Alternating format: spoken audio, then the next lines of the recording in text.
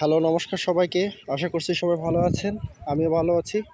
অনেকদিন ধরে কোনো ভিডিও আপলোড করা হয় না, অনেক কর্মব্যস্ততা থাকার কারণে ভিডিওগুলো করতে পারতেছি না। তো আজকে আবার মাঠে আসছি এই কাজের এর ফাঁকে আমার ধান কাটা হয়ে গেছে, ধান বাড়ি নেওয়া হয়ে গেছে। তো এখন হচ্ছে ধান লাগানোর আবার পালা চলে আসছে। অনেকেই ধান লাগাই ফেলছে দেখতেছেন, অনেকেই মোটরের জলের সেচ নিয়ে ধান লাগিয়ে ফেলছে। আবার অনেকেই যে এখন কেলানের জলের অপেক্ষায় আছে। আমরা অবশ্যই কেলানের জলেই লাগাবো ধানগুলো। এই কেলানের জল বলতে আমাদের কুষ্টিয়া অবদা থেকে এই কেলান দিয়ে সাইড, এটা হচ্ছে সাইড কেলান। আর ওই দেখেন ওই পাশে একটা আছে, ওইটা হচ্ছে বড় কেলান।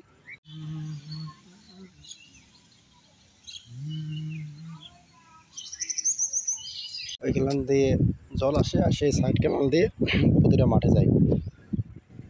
এই আজকে এখন অবশ্য জলের চাপ কম, ওই যে ওই পাশ দিয়ে যাচ্ছে। আর আমরা এই পাশে বেঁধে এখন হইতে নিচ্ছি। এই পাশ দিয়ে জল নিয়ে এখন ওই পাশে নেব।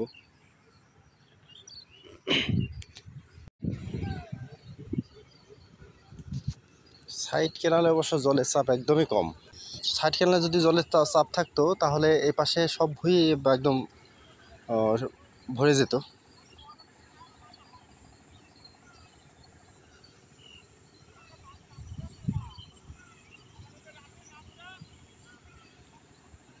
জায়গায় জায়গায় মানুষ বাদ দিয়ে তারপরে তাদের জমিতে জল নিচ্ছে।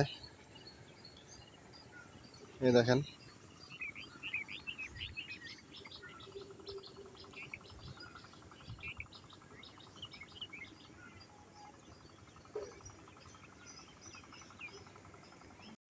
এই কেলানের জল এই পাশ দিয়ে ওই ধানের ভুঁইর ভিতর দিয়ে আমাদের ওই ভুঁইতে যাচ্ছে।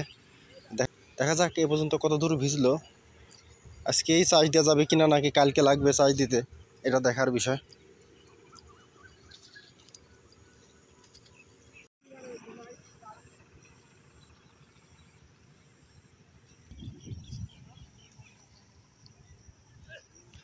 এই যে জল যাচ্ছে দেখতেছেন এই পাশ দিয়ে।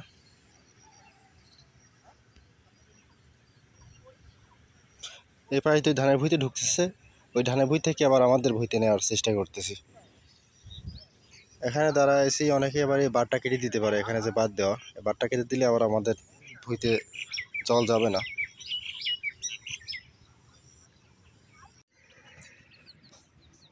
তিন চারটা ভুঁই দেখতে দেখতে আসলাম, এসে দেখি যে আমার ভুঁইতে জল আসতে আসতে আর কোনো গতি নাই। এই দেখেন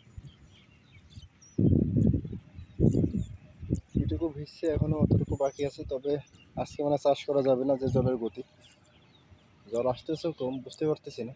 মানে ওখান থেকে এক ভাগে আসলেও এখান থেকে এসব ভুঁইতে আবার লাইন করা রয়েছে। সব ভুঁইতে জল যাইতে যাইতে শেষ পর্যন্ত আমার এই ধানের জমিতে জল আসতেছে না। এতটুকু মাত্র ভিজছে, এখনো ওইদিকে বাকি রয়েছে। যাই রাত্রে দেখতে হবে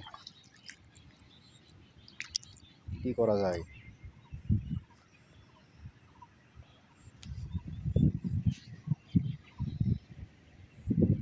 জলের গতি নেই, দেখছেন।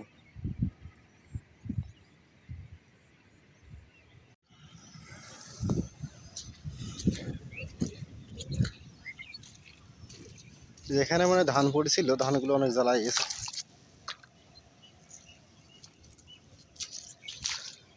জায়গায় জায়গায় জল আসে, জায়গায় জায়গায় নাই। দেখা যাক কি হয়।